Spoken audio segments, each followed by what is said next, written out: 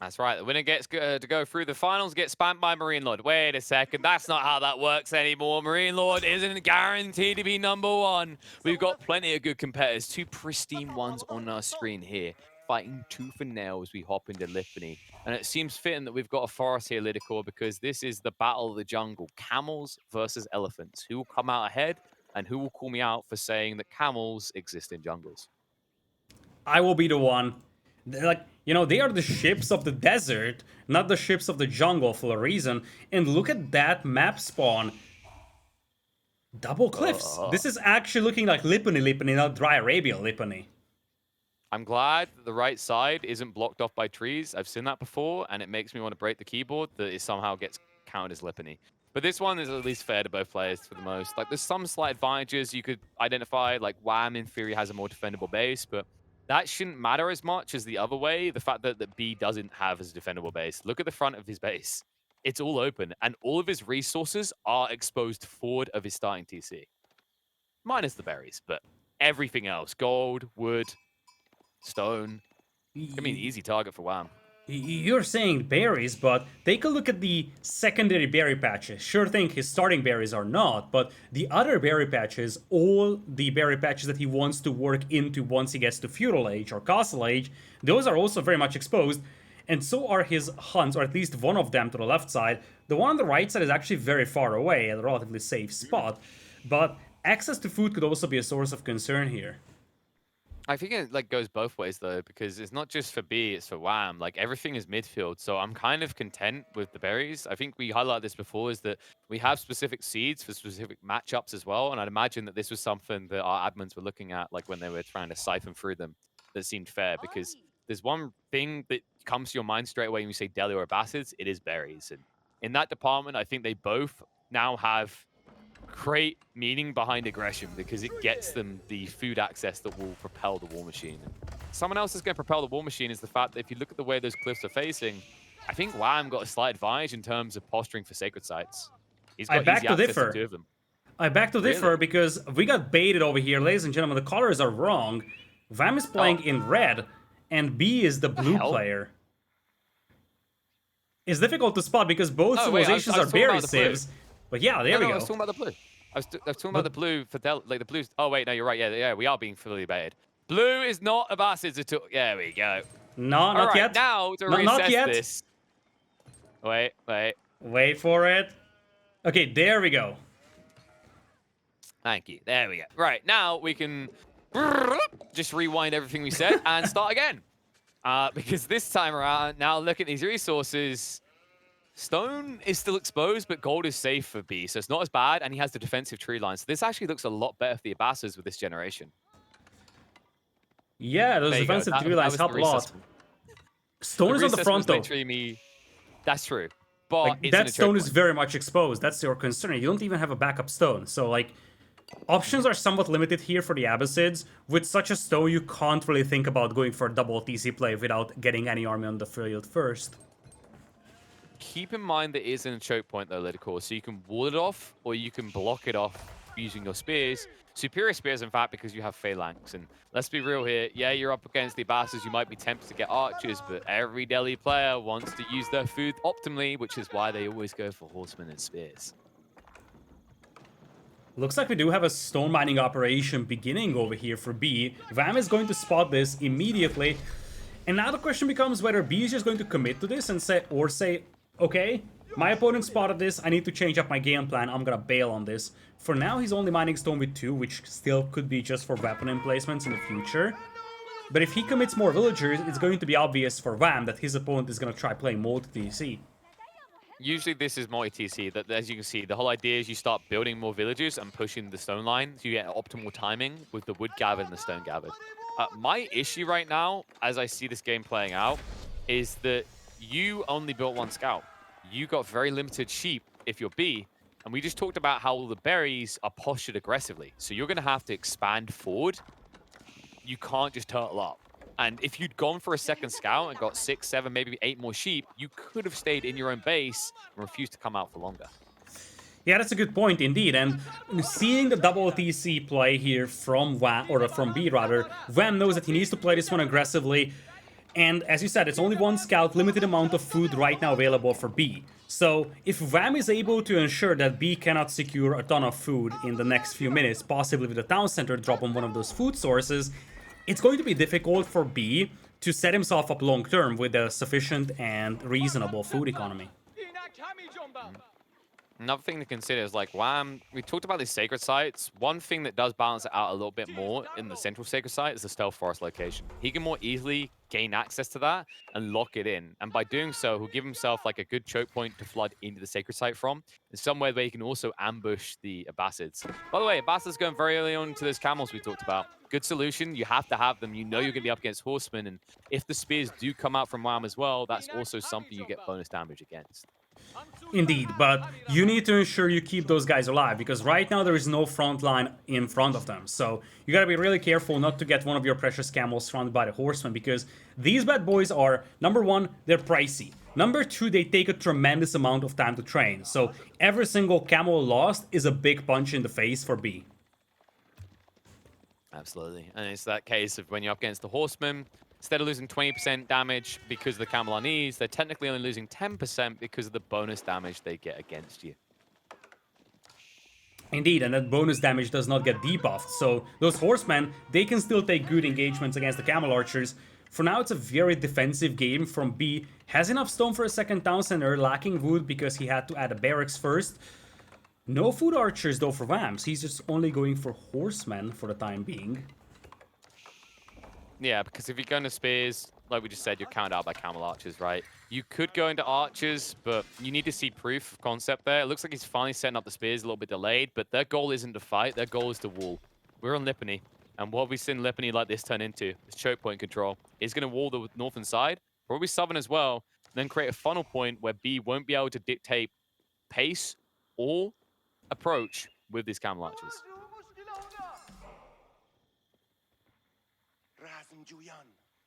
Horseman Spearman is going to be the unit composition here for Wham, whereas on the other side, Spears being added by B. Right now, Wham is the one forced to respond to this unit composition, because that unit comp from B is much, much better, and this could be an aggressive town center over here, right next to a sacred site.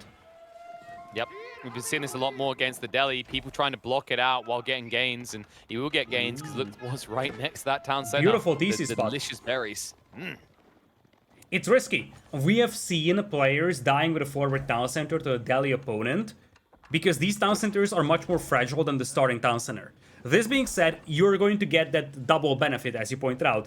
You get yourself a safe food source, and you also deny the opponent from one sacred site. And now the second thing that B can do is use those camel archers to snipe scholars, because there are few units in Feudal Age that are so effective when it comes to sniping scholars as camel archers. Here's another interesting thought for you. Wham might want to mass units to torch down that TC. Pretty sure your torch damage gets reduced by camel on ease. I honestly don't know. I think it does. The reason why I think it does is because the base torch damage of a melee unit, unless it's like a special unit, is essentially the same as the base attack of the unit. So if your base attack gets debuffed, you should also have your torch damage debuffed out there. I've never seen this in action, but I think it's likely how it works.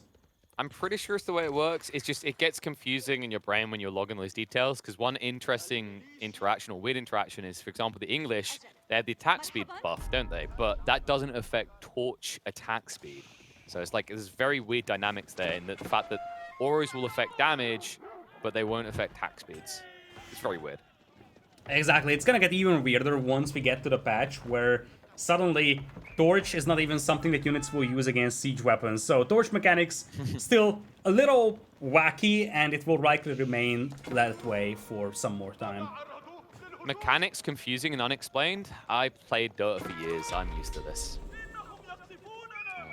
Most of our mechanics aren't even like written in, even though they're cool ones. So yeah, I'm kind of numb to this approach by now. Mechanics unexplored. Like, I come from AoE yes, 2, unexplored. That's the one. No. Like, I come from AoE 2, where we do have stuff in a 20-year-old game engine that are still unexplored. Like, there were some instances where someone just found something, like a gameplay mechanic, or almost like a glitch. After 20 years of that game being, I was like, dude, how did no one ever find this before? I find that refreshing though. We talked about how these new Civ, like new Civs possible in the future, as well as like new maps create soft resets, new educational points, and new mechanics can do that as well. Like, I'd be excited if we got an announcement where it's like, yo, we're adding 1 new unit to each Civ, and we've got like 2 new Civs coming in the year. We're like, damn, that's gonna add a redonkulous amount of depth. Yes, that was me hinting that 1 new unit should be a donkey. Come on, man. Like, they're just traders. They don't even defend themselves. So you're implying me that one of the new civilizations should be something like the Spanish, Venetians. where the... Oh, okay. Yeah, so, something like that. Mediterranean civs with donkey-based monks. No, okay, I was thinking donkey traders that, like, they have little muskets so they can defend themselves, right?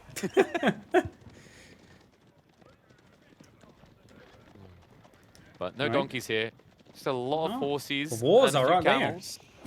And this is an interesting setup right now because Vam is not doing the casual volleying around. He's just not just volleying in the sacred sites. He's completely locking off his opponent from the other side of the map. And this is dangerous for B because Vam is going to have 2 sacred sites. That's one thing. The scarier thing is that Vam can focus all his attention military-wise towards that one expansion town center. In fact, one frustrating detail about this, like, the way he's walled it up, he hasn't got easy access to all 3 relics, but he should be able to easily snatch that one on the other side of the wall. Wham could easily snake a bunch. And remember that you're more likely to tech up than the Abbasses when it comes to castle age timing, because they always like to sidestep into more TCs, which is exactly what B is doing with his 3rd TC on the high ground right next to the sacred site. This is a risky play. The idea for him is that he wants to make Vam feel like it's good that he has 2 sacred sites. He's like, okay, you can have the 2 sacred sites, but wait a minute, here comes the push. He's going for the torch. Yep, a few villagers are going to be sacrificed as well, because why would we get textiles? I mean, they're only 25 food each. Expendable. When you have 3 DCs, they're expendable indeed. Yeah, can't stop pushing villagers. Textiles takes time, can't do that. Horseman, a little bit baited here. Wham, I think he completely misread the timing on this and didn't respect the fact that Horseman moved way too fast. Yeah, indeed, and he right now can't push this one, and this is the direction that I was going. It feels risky for B to play 3 town centers against a Delhi player. A Delhi player that loves to play with this late feudal age, early castle age timing. But right now, Vam, he's sitting on 2 sacred sites, and basically B just wants to make him believe he's in a good spot. I'm giving you 2 sacred sites, you're going into castle age. But if I can slow you down, then one thing I can secure is that intermediate stage of the game. In 7-8 minutes time, B's eco is really gonna come online, so that is the timing that Vam still has for him. He needs to do damage in the next few minutes. Yeah, that's the key one. 7-8 minutes is a long time in a Delhi game. He's going to make it feel longer here as Wham starts to push in. Remember that he's teching up behind this, so not doing this from a position of weakness. This just keeps B in check, forcing him to invest more in the meantime, and Wham once again retreating. B unable to easily pursue because that stealth forest, limited vision. He could bait himself in. There's the brace coming out. Horseman gets stabbed in the back as they try to retreat away. Phalanx Spearman arriving, but B going to be contested by the archers. Nice peel back there by Wham, keeping the horseman alive, but sacrificing the archers in the process. And this re-emergence seems dicey. Wham, about to just expend his entire army to protect this tech up. I feel like he's overestimating the healing capabilities of those scholars out there, and by the time he's realizing he's getting wrapped around, scholars will be picked apart here. Phalanx Spearman, the effective DPS is much higher because it's so much easier for you to reach it. All the scholars are gone, and suddenly it's double the army for the Abbasid player, not the Delhi player. I am flabbergasted right now. That Wham, it felt so unnecessary. Like, maybe he has to retreat and surrender the outpost, but you fight another day, you stay alive. Instead, you give B the perfect fight that he needs after you tech up, and now you're in a position of weakness. One that B is going to look to exploit, because that statement we made around the berries goes both ways. If Wham gets pushed off this, he has very limited food to access in the mid-map. And think about what units Wham can make right now. He can't make cavalry because of the spearmen. He can't make archers because of the horsemen. He's forced to make men-at-arms. But one of the few feudal age units that can really deal well with men-at-arms are the camel archers. Their base attack is great. They do pierce the armor of the men-at-arms. Camel archers here, a big factor. Vi B is winning this one now. He's winning big time. Wham Feels like he's flatlining here. Dive in starting to come out from B. Needs to reach a critical mass of man-at-arms ASAP. Has got the efficient production, so essentially at 6 racks. Should allow him to eventually get there, but what's going to be the bill by the time you arrive? Honed Blades is being researched, but note that it is a long, long away from complete. So you're not even getting efficient trades with the limited troops you have. And you see that the Spearmen are just camping down the barracks right now. As you said, he needs to reach a critical mass of men-at-arms, but the moment the men-at-arms spawn, they are getting instantly killed by the Camel Archers and the Spearmen. What about the food as well? Wololo's coming out. A lot of screaming going on. Oh, no! Wham! He went for a clutch play. I don't blame him. He needed that in this situation. Another relic being returned. No opportunity there. GG gets called. That was Wham's one hope of recovery. Without food income, the man-at-arms cannot save him. B will be proceeding through to the final against Marine Lord. Holy smokes, this last 1 minute was very chaotic. Villagers dying left and right from Wham. He tried the yoink play. He tried to get into this game, back into this game rather, with those Vololos, but it was a long shot. He wasn't able to stop B's army, and he underestimated the power of the Abbasids over here. He felt confident taking the 2 sacred sites. He did the textbook Delhi play, going to Castle Age, but he never was able to reach the elephants because B, he didn't just boom on 3 TCs, he was non-stop building army, and by the time Castle Age was achieved by Wham here, he was outnumbered almost 5-1. Absolute credit to B here, identifying the weaknesses. Now, Wham, you can maybe argue that his army could have peeled back somewhat, but at the end of the day, I think I understand why he stood his ground there. We saw what happened instantly afterwards. The issue for Wham is he's about to transition into either man-at-arms or lancers, most likely man-at-arms. Either way, there's a lot of food demand in that.